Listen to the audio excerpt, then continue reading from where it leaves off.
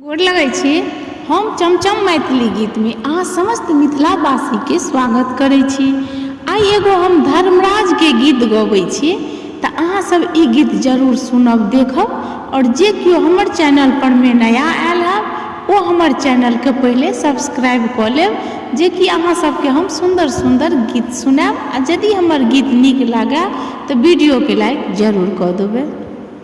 शीतली आमुनिया हो धर्मा शीतली जामुनिया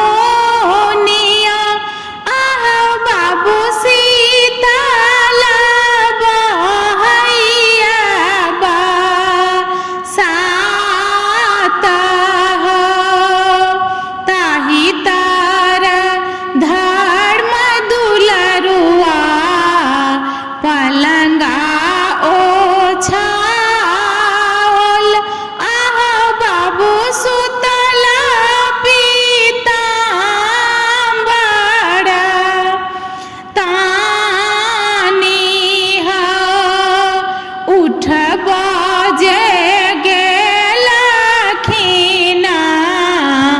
माये आपरना आहो बाबू उठू बाबू करुण गो हारी हो हम कोना उठबै है आमा अहूँ के बचन सुन आहे आमा सेवक के भाये गेल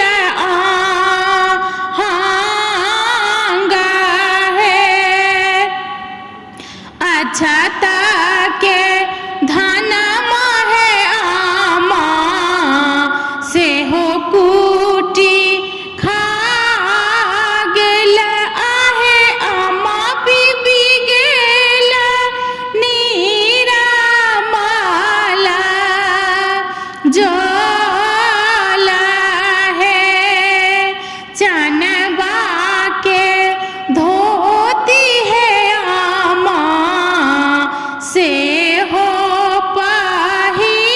पहिरलक आहे आमा बेची लेलक धूरा के छा